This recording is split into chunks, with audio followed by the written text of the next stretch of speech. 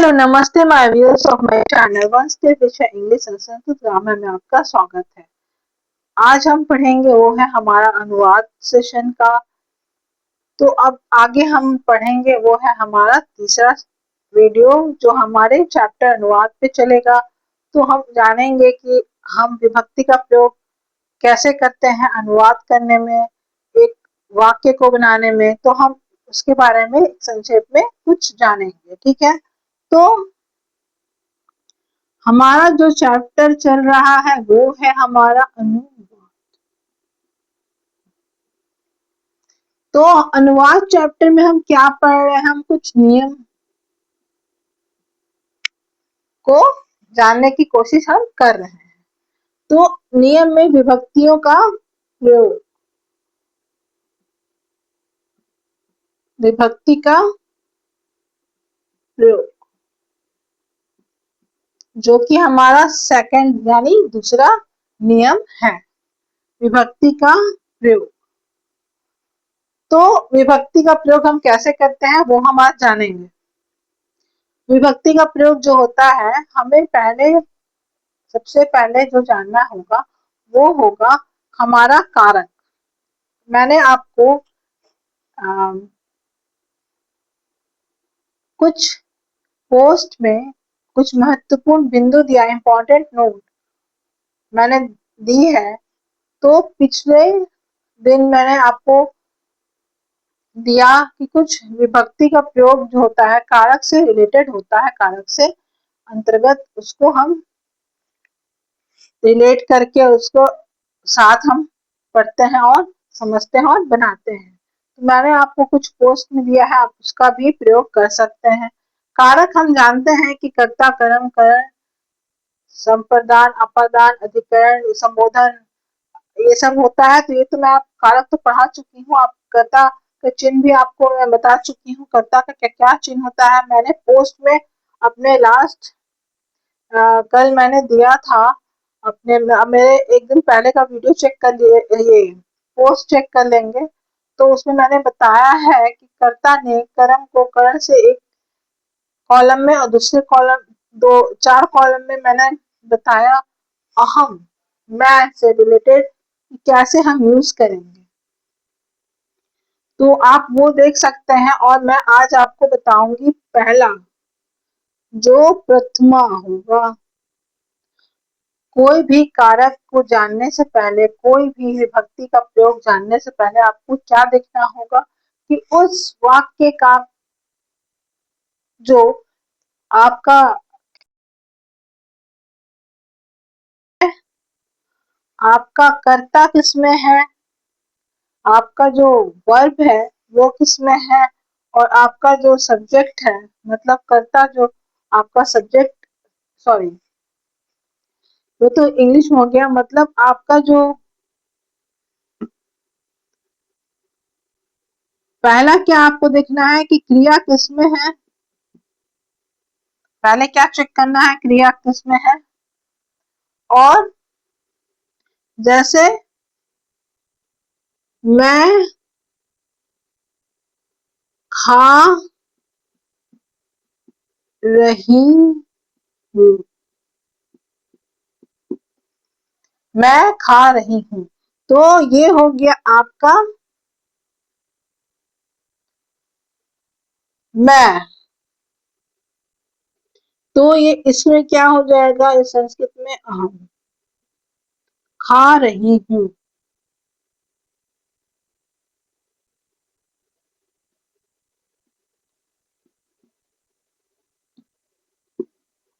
तो आपको पहले क्या चेक करना है कि आपका जो खाना खा रही मतलब क्या हो गया, ये आपका क्रिया हो गई। ये पहले आपको चेक करना है ये किसमें है।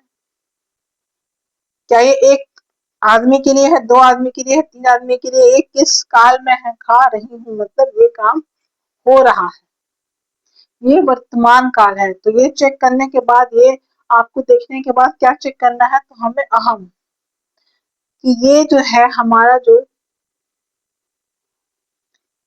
पहला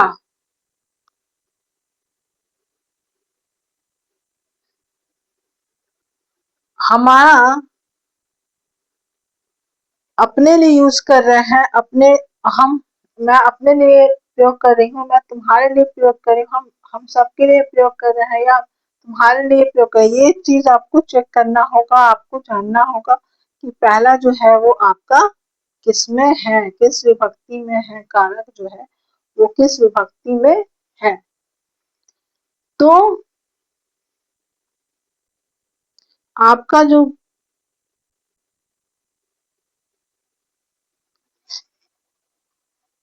ये तो हो गया आपका प्रथमा विभक्ति हो गया, कर्ता के लिए यूज हो रहा है। मैं खा रही हूँ, मतलब ये प्रथमा विभक्ति हो गया, अहम का चलेगा, तो ये तो अहम सबसे पहले आता है, तो क्या होगा अहम, तो कर्ता के अनुसार ही क्रिया चलेगी और कारक और क्रिया एक जैसा होगा, उसको कारक और क्रिया जो है हमेशा के अनुसार ही विभक्ति का प्रयोग होगा, कारक और क्रिया। कारक और क्रिया को देखेंगे हम एक साथ, क्या देखेंगे तब हम क्या देखेंगे, विभक्ति।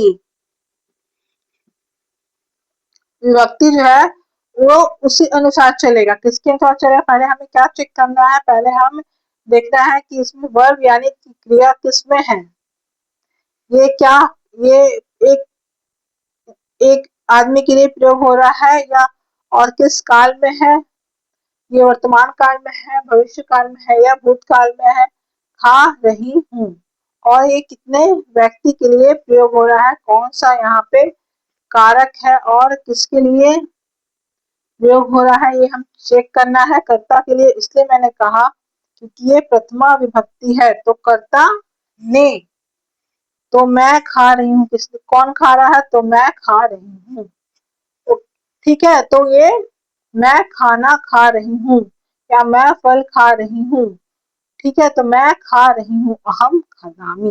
अगर तुम खा रहे होता तो क्या होता, तो क्या हो जाता, सीधे त्वम खादसी, क्यों होता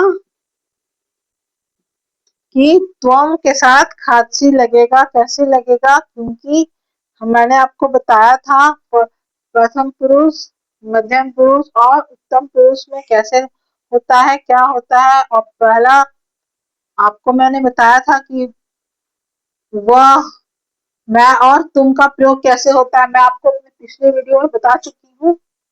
तो यहाँ पे खादसी होगा, ये पठती की तरह चलेगा, जैसे पठती पठता पठंती पठसी, तो ये त्वम, वह तुम और मैं, ये ऐसे चलता, याद रखना है हमेशा, वह तुम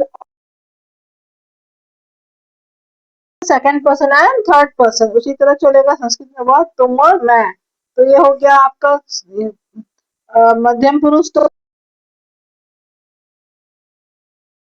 तो इस तरह से हम जानेंगे मैं और तुम का मैं हमने जान गया। अब वह खा रहा है होता तो क्या होता, स खादती, वो तो सबसे आसान है, स खादती। तो हम इसे और डिटेल्स में समझेंगे तो हमें अच्छा से समझ में आएगा। तो अब हम लेंगे क्या, समझेंगे क्या, वो होगा हमारा कारक और क्रिया के अनुसार हमें विभक्ति का ज्ञान होगा। हमें हमेशा याद रखना है कि क्रिया किस रूप में है और वचन किस में है और कितने व्यक्तियों के लिए ये प्रयोग हो रहा है, किस काल में है और कारक क्या है इसका, उसके अनुसार हमारा विभक्ति का जो है वो प्रयोग होगा। ठीक है, तो हम समझेंगे वह जा रहा है,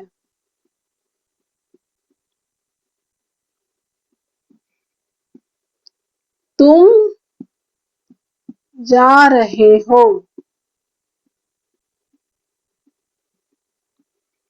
मैं जा रहा हूँ।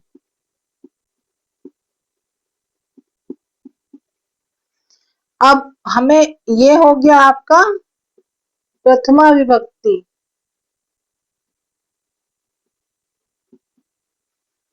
आज हम जो पढ़ेंगे वो है पहला हमारा प्रथमा विभक्ति, वो जा रहा है, तुम जा रहे हो, मैं जा रहा हूँ। अब इसको हम संस्कृत में कैसे लिखेंगे? पहला क्या होगा हमारा? पहला स गच्छति, सेकंड त्वम गच्छसि, और थर्ड अहम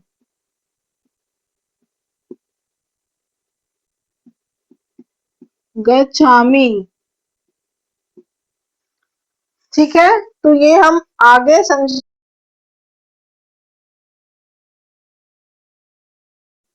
तो हमने क्या सीखा? ये तीन तरह के आपके शब्द को, ये वह कहोगे तुम,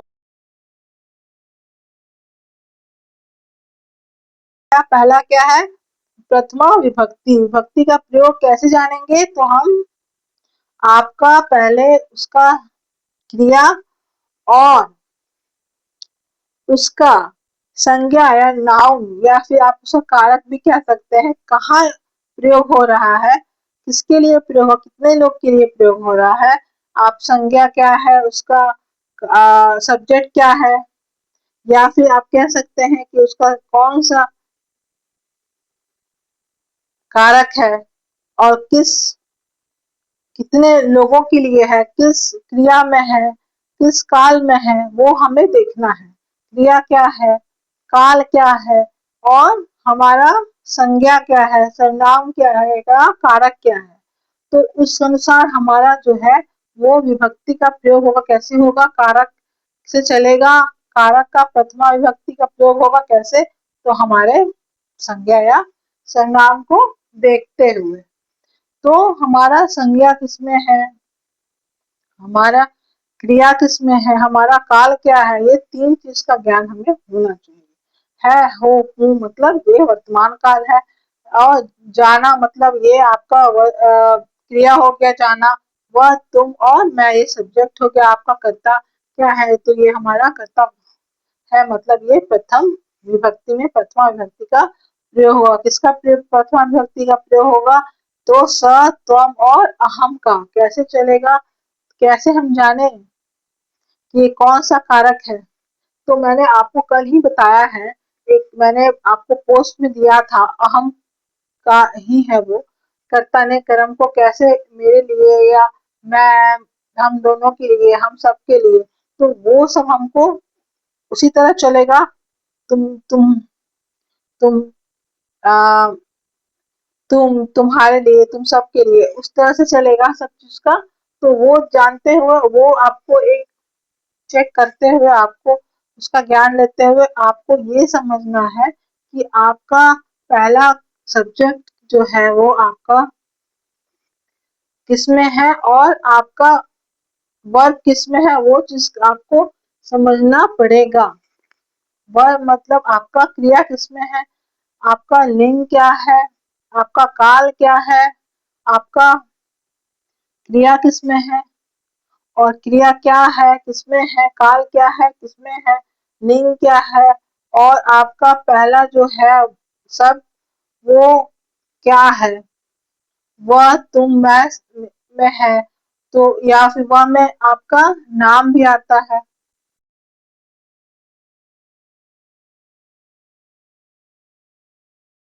चेक करना होगा। तो उस कारक का जो विभक्ति होगा, वही विभक्ति आपका यहाँ पर पहला में लगेगा। जब हम सेंटेंस को, जब हम वाक्य को बनाएंगे, वही विभक्ति आपका चलेगा पूरा कंप्लीट आपको वाक्य बनाने में। मतलब कैसे चेक करेंगे कि ये प्रथमा विभक्ति कैसे होगा? तो कैसे होगा मतलब, ये वह जा रहा है, मतलब वह जो है, मतलब वह जा रहा है। ये तो पक्का हो गया कि ये वर्तमान काल है, जाना चाह रहा है, मुझे काम हो रहा है। तो आराम से हो गया कि गच्छति होगा। और ये प्रथमा या प्रथम पुरुष में होगा, और ये प्रथमा विभक्ति होगा। कैसे? स। तो ये वह का प्रयोग हो रहा है, मतलब स। तुम जा रहे हो, तो पहला क्या होगा कारक? राम, स मतलब कर्ता ने, तो तुम जा रहे हो। त्वं गच्छि। मैं जा रही हूँ या मैं जा रहा हूँ तो क्या होगा, अहम गच्छामि।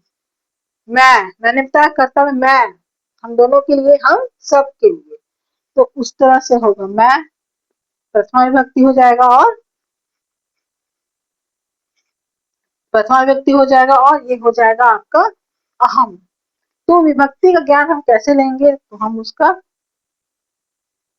आप कह सकते हैं कि उसका कर्ता से लेंगे या कारक से लेंगे, कौन सा कारक में है और क्या उसका लिंग है, क्या उसका काल है, क्या उसका क्रिया है, उसके अनुसार आपका विभक्ति का प्रयोग होगा। मतलब वो हमारा पहला विभक्ति का प्रयोग मैंने आपको आज बता दिया। और दूसरा क्या होगा, हम आज थोड़ा सा जानेंगे या फिर हम नेक्स्ट वीडियो में बताऊंगी कि हमें थोड़ा थोड़ा पढ़ना है, चीजों को थोड़ा थोड़ा समझना है। ठीक है, thank you and have a nice day. और इसे आप याद करिए, समझिए, हम, मैं आपको जो भी डिस्क्रिप्शन में देती हूँ वो देखिए, आप प्रैक्टिस करिए, देखिए, उसे लेके आप समझिएगा। आज का जो सेशन है तो आपको आसानी से समझ में आएगा। मैंने पहले ही आपको विभक्ति का प्रयोग कल से ही मैं आपको पोस्ट के जरिए बताना शुरू कर चुकी हूँ। ठीक है, thank you and have a nice day. मेरे चैनल से जुड़े रहिए, मस्त विषय English and Sanskrit grammar. Thank you.